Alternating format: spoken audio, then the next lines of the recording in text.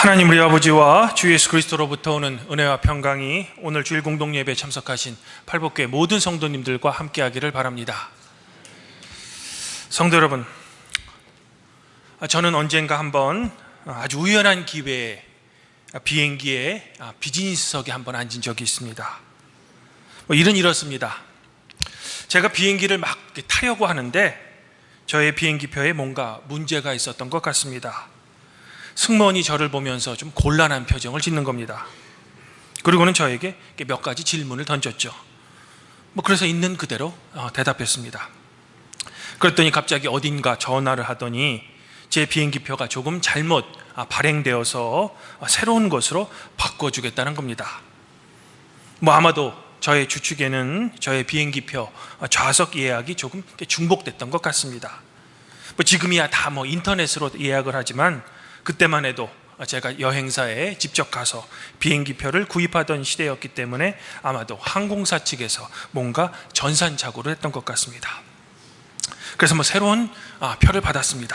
그리고 비행기를 막 탔는데 여승무원이 저보고 앞쪽으로 가라는 겁니다. 비행기 앞쪽이라. 저는 매번 뒤쪽으로만 갔는데 이제 앞쪽으로 가라니 도대체 무슨 영문일까? 그건 그렇고 제가 알고 있는 한 앞쪽은 비즈니스석 또는 1등석인데 왜 저보고 앞쪽으로 가라고 할까? 그래도 시키니까 승무원을 따라 앞쪽으로 갔더니 글쎄 저보고 그 넓은 비즈니스석에 앉으라는 겁니다. 그래서 앉았죠. 그런데 매우 불안했습니다. 그래서 저는 이륙하고도 한참 동안 저의 짐을 이제 제 무릎에 놓고 한참 동안 기다렸습니다. 왜냐하면 이제 잠시 후면 아이고 손님 죄송합니다. 뭔가 착오가 있었습니다. 죄송하지만 자리를 뒤쪽으로 좀 이동해 주시면 감사하겠습니다 라는 요청이 있을 것으로 예상했기 때문입니다. 하지만 다행히도 도착될 때까지 그냥 비즈니스석에 앉아서 갔습니다. 생각해보면 주님의 은혜가 이런 게 아닌가 생각해봅니다. 성도 여러분, 그런데 그때 제가 비즈니스석에 앉아서 느꼈던 감정이 어떤 것인지 아십니까? 그냥 만날 닭장 같은 이코노미석에 앉았다가 넓은 비즈니스석에 앉아보니 매우 좋더라고요. 그러다가 문득 이런 생각이 들었습니다. 이런 넓은 비즈니스석을 이용하는 사람들은 도저히 저 같은 보통 사람들이 이용하는 이코노미석의 불편함을 절대로 이해하지 못하겠구나라는 생각이 든 겁니다. 한 가지 더 말씀드리면 사람 마음이 간사해서 한번 이런 편안한 경험을 하고 나니 예전에는 그냥 아무 생각도 없이 무의식적으로 이용했던 이코노미 좌석에 대한 불만과 불편함이 저의 마음 한구석에 생긴 겁니다. 아마도 이런 이유 때문에 사람들은 높은 자리에 한번 오르면 절대로 그 자리에서 내려오고 싶지 않은 마음이 드는 것 같습니다. 오늘 말씀에 따르면 예수님께서는 세례 요한으로부터 세례를 받기 위해 머나먼 갈릴리로부터 이곳 요단강까지 오십니다. 그리고 다른 사람들이 받는 것처럼 똑같이 예수님 당신 자신도 세례를 받기 위해 세례 요한 앞에 서신 겁니다. 당연히 세례 요한은 예수님의 이런 모습에 당황했죠. 그래서 이렇게 묻습니다. 아니 선생님, 제가 당신에게서 세례를 받아야 하는데 어떻게 당신이 저에게로 오십니까? 라고 묻는 겁니다. 어쩌면 이 요한의 질문은 당연한 물음인지도 모르겠습니다. 하지만 예수님께서는 이 당연해 보이는 요한의 항변에 대해 그저 이제 허락하십시오. 우리가 이와 같이 하여 모든 의를 이루는 것이 합당합니다 라고 답변하실 뿐입니다. 그제서야 세례 요한이 예수님께 세례를 베풀었다는 겁니다. 성도 여러분, 오늘 성경 말씀에 기록된 이 광경이 잘 이해가 되십니까? 도대체 세례 요한은 예수님께서 하신 이 답변 속에서 무슨 의미를 깨달았기에 처음에는 당황하며 거부했던 세례를 예수님께 허락했던 것일까? 사실 예수님의 이 말씀을 저는 통이해하기가 어렵습니다. 또한 제가 더욱 더 이해하기 어려운 것은 죄가 없으신 예수님께서 왜 굳이 죄사함의 세례를 받으려고 하셨는지도 잘 이해가 되질 않습니다. 결론부터 말씀드리면 예수님께서 세례를 받으셨던 이유, 그리고 우리가 이와 같이 하여 모든 의를 이루는 것이 합당하다라고 말씀하신 이유는 스스로 낮아지셔서 우리와 연합하시고자 하심입니다. 즉 이 세상의 창조주이시며 왕이신 예수님께서는 굳이 우리처럼 죄 사함의 세례를 받으실 필요는 없지만, 그럼에도 불구하고 예수님께서는 연약한 우리와 연합하시고자 스스로 낮아지셔서 우리와 똑같이 세례를 받고자 하신 겁니다. 이것을 사도 바울은 빌립보서에서 이렇게 노래합니다. 그분은 본래 하나님과 본체셨으나 하나님과 동등됨을 기득권으로 여기지 않으시고 오히려 자신을 비워 종의 형체를 가져 사람의 모습으로 되셨습니다. 이를 앞서 제가 소개해드린 저의 경험에 적용하면 비즈니스석, 아니 1등석에 당연히 앉으셔도 부족함이 없으신 분이 스스로 내려오셔서 이코노미석에 앉은 겁니다. 그렇다면 예수님께서는 왜 이런 행동을 하신 걸까? 성도 여러분, 그것은 예수님께서 우리가 인간으로서 경험할 수밖에 없는 우리의 나약함과 고난, 그리고 힘든 것을 우리와 동일하게 경험하시고자, 그리고 느끼시고자 하신 겁니다. 앞서 말씀드린 대로 예수님께서 당신의 기득권을 주장하셔서 만일 1등석만을 고집했다면 그분은 우리가 인간으로서밖에 겪을 수밖에 없는 나약함을 절대로 이해하실 수 없으셨을 겁니다. 왜?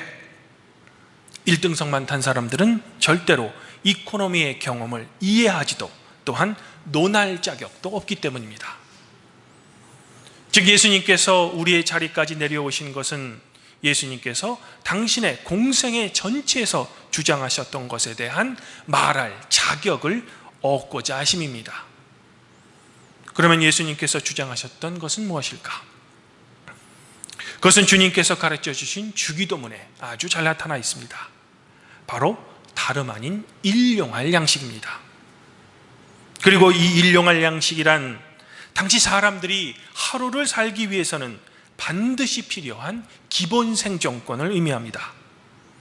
즉 모든 사람들이 그가 높은 자리에 있건 낮은 자리에 있건 공부를 많이 하건 적게 하건 출신이 좋든 나쁘든 그저 인간이라면 당연히 존중받아야 할 기본 생존권인 일용할 양식만큼은 반드시 보장받아야 한다는 겁니다. 그런데 삶이 넉넉한 사람들은 이 일용할 양식이 얼마나 중요한지 그 중요성을 절대로 알지 못합니다.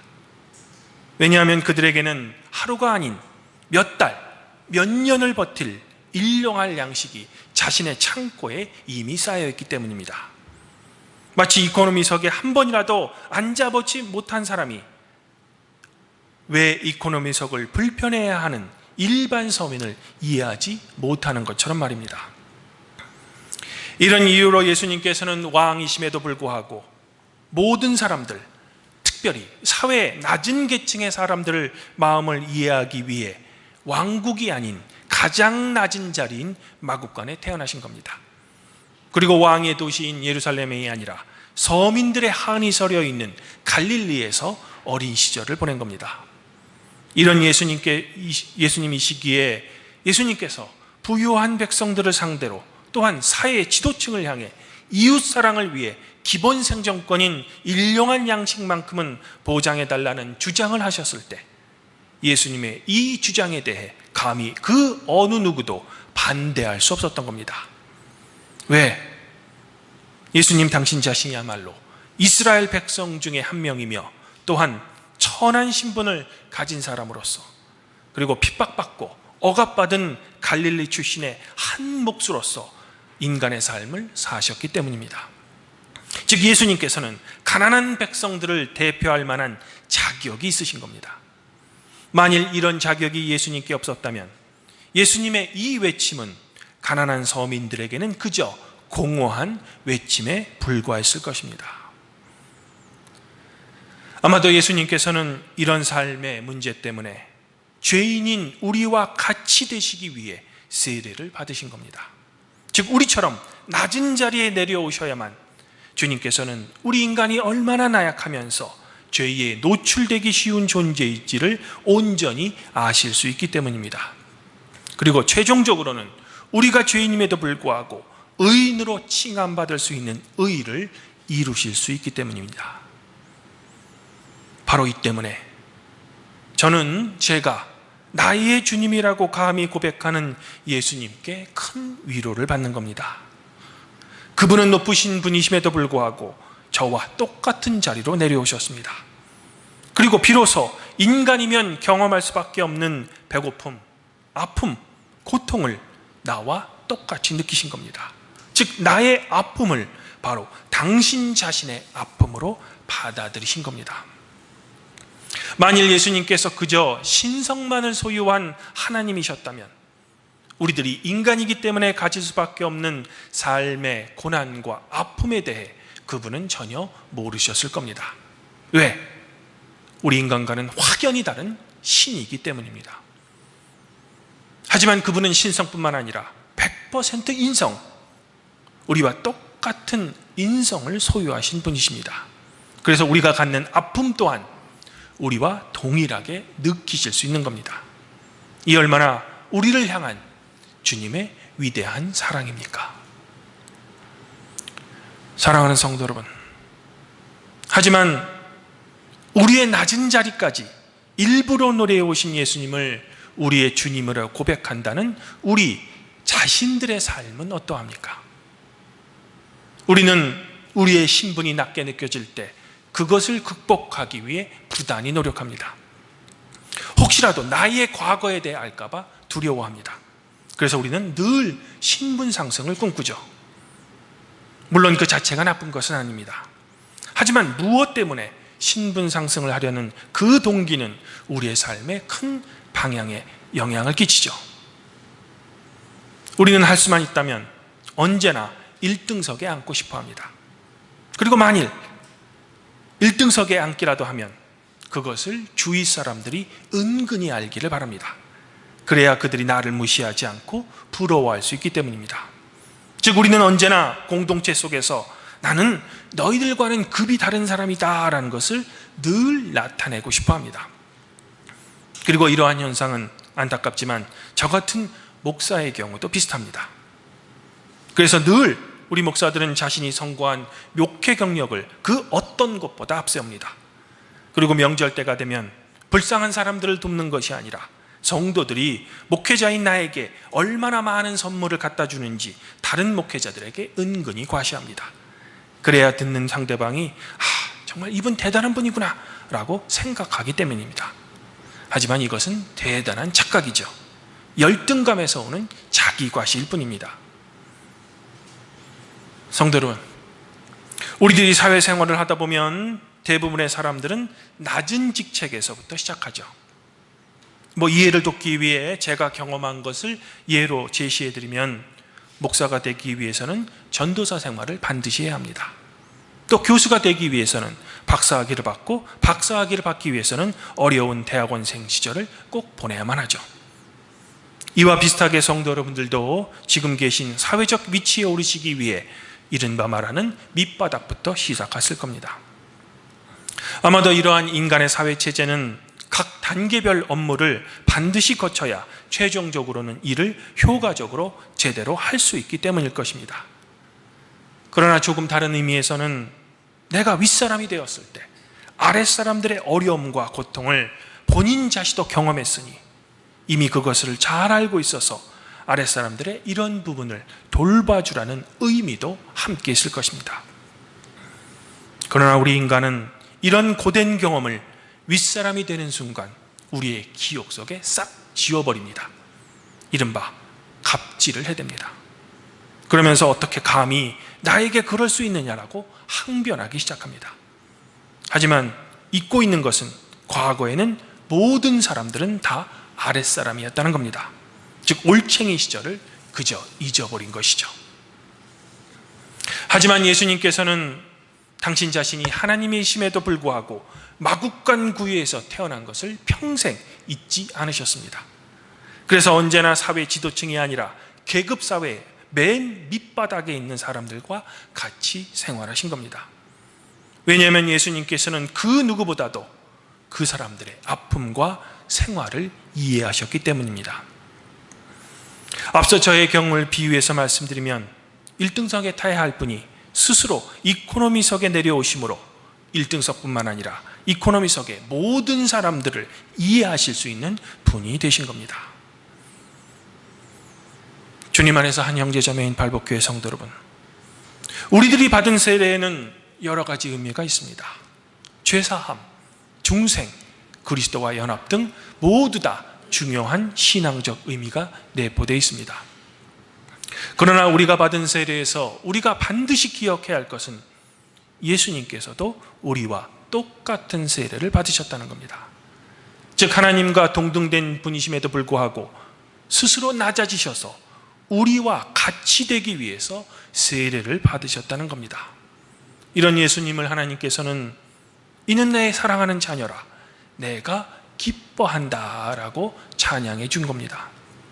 이를 사도 바울은 빌립보서의 그리스도의 찬가의 후반부에서 이렇게 노래합니다. 그러므로 하나님께서는 그를 지극히 높여 모든 이름 위에 뛰어난 이름을 주셨습니다. 이는 하늘과 땅 아래에 있는 모든 사람들이 예수의 이름 앞에 무릎을 꿇게 하시고 모든 입으로 예수 그리스도를 주님이라 신하게 하셔서 하나님 아버지께 영광을 돌리게 하시려는 것입니다. 성도 여러분, 높아지시기를 원하십니까? 또한 존경받기를 원하십니까? 그러면 예수님께서 우리와 똑같은 세례를 받으신 것처럼 우리 또한 어려운 사람들이 있는 낮은 자리로 내려가야 합니다. 그래야 비로소 하나님께서 우리를 높이시는 것입니다. 지금 이 시간 성도 여러분들이 받으신 세례를 회상해 보시기 바랍니다. 그리고 오늘 말씀에서 예수님께서도 우리와 같은 세례를 받으셨음을 기억하시기 바랍니다. 우리는 주님이 받으신 세례, 그리고 우리가 받은 세례를 통해 그리스도와 연합된 존재가 되었습니다. 즉 하나님의 자녀가 되었으며 혈연을 뛰어넘은 믿음의 형제자매가 된 겁니다. 그러므로 아무쪼록 이 2020년 한 해에는 먼저 믿음의 형제자매인 성도들 사이에 거룩한 성도의 교제가 있기를 소망합니다. 하지만 이러한 교제를 그저 교회 안에 국한되는 것이 아니라 세상 밖에 우리의 도움이 필요한 어려운 이웃에게까지 우리의 사랑을 확장하시길 바랍니다.